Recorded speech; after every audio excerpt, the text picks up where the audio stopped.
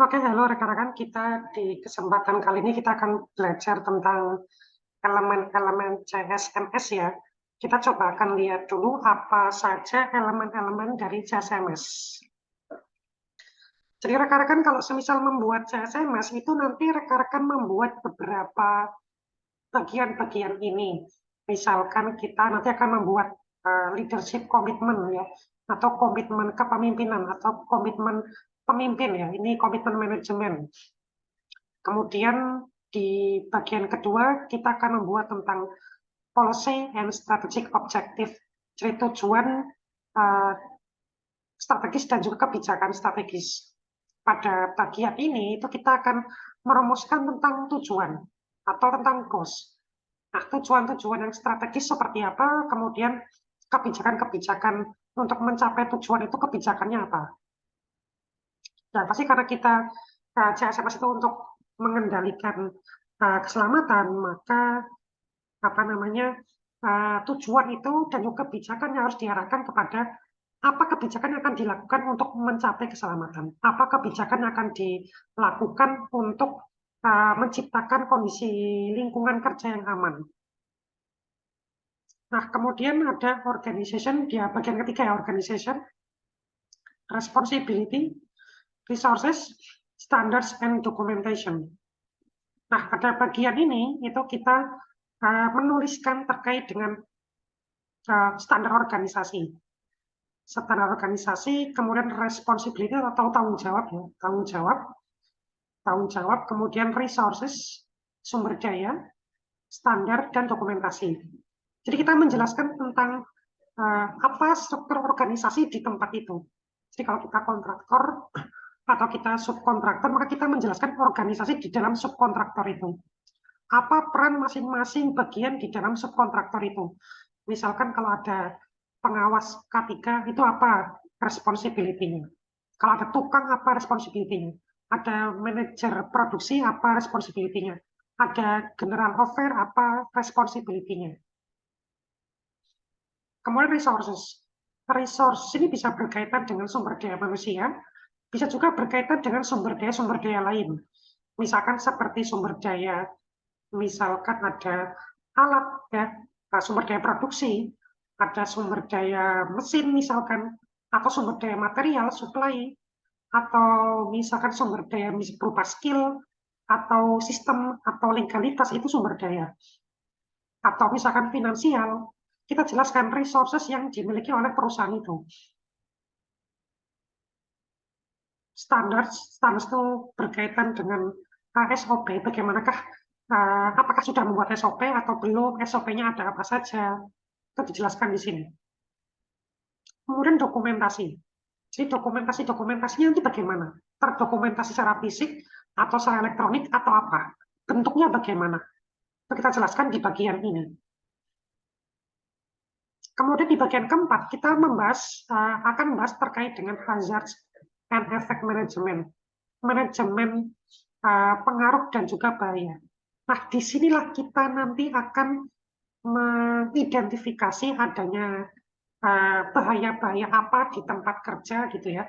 Kalau kita misalkan subkon gitu di sebuah pekerjaan jembatan, ada bahaya apa saja gitu. Kemudian nanti resikonya bagaimana, kemudian cara pengendaliannya bagaimana. Jadi kita menjelaskan terkait dengan manajemen resiko bahaya K3 di tempat kerja di bagian ini. Kemudian yang kelima, planning and procedure. Planning and procedure itu kita menjelaskan terkait dengan langkah merencanakan K3 gimana. Jadi perencanaan K3 atau HSE plan kita masukkan di sini.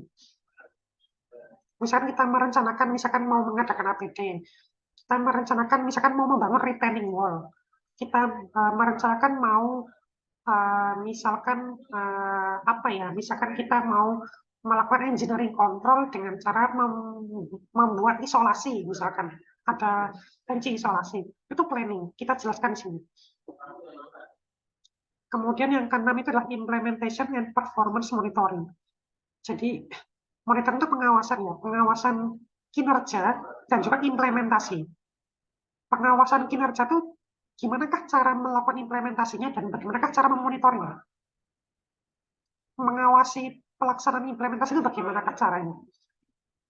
Dijelaskan di sini di nomor 6. Nomor 7, kemudian audit and review. Audit and review itu bagaimanakah cara kita melakukan audit? Auditnya apakah audit internal, apakah eksternal, apa saja yang diaudit, gitu ya. Yang direview apa saja, cara-cara mengauditnya bagaimana, nah kita jelaskan di sini. Kemudian yang ke-8 itu emergency response procedure. Emergency response procedure itu, jadi kalau dalam kondisi darurat, misalkan di tempat kerja ada kebakaran yang tiba-tiba, atau tiba-tiba ada kondisi di mana misalkan tiba-tiba gempa besar, kemudian bangunan runtuh, misalkan yang sedang dibangun, konstruksi kemudian runtuh, atau mungkin emergensi yang lain, sesuatu yang kita tidak duga, bagaimanakah cara menanganinya? Terutama kalau emergency response ya, misalkan kebakaran. Kalian harus jelasin terkait dengan kebakaran. Itu yang paling utama. Tapi jangan lupa identifikasi kondisi darurat yang lain. Misalkan maaf ada tindakan terorisme, misalkan ada gempa bumi yang besar gitu. Nah itu emergency response. Atau ada bencana-bencana yang lain, apa yang akan dilakukan? Yang ke-9 nih HSE management. HSE management ini sebenarnya tambahan ya, bisa ada bisa tidak, tapi biasanya ini tidak kita masukkan, nanti kita buat jadi lampiran. Nanti kita lampirkan misalkan ada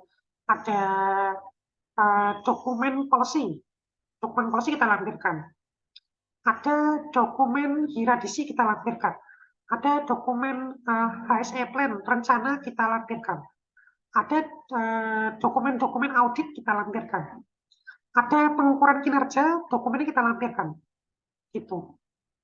Itu kita lampirkan, ada foto-foto kita lampirkan. Nah itu di additional feature. Nah itu elemen-elemen yang ada di dalam CSMS ya, paling tidak minimal CSMS itu mengandung 9 elemen-elemen ini, yang nanti kita akan buat jadi bagian-bagian atau bab-bab di dalam CSMS. Nah itu rekan-rekan terkait dengan CSMS ya, isi-isinya, elemen-elemennya. Nanti silakan rekan-rekan bisa buat ya elemen-elemen itu dalam sebuah kerangka CSMS. Kemudian rekan-rekan silakan nanti bisa konsultasikan ke saya. Oke, itu rekan-rekan terkait dengan elemen CSMS. Terima kasih. Silakan jika ada pertanyaan silakan untuk dituliskan. Ya, selamat siang. Terima kasih.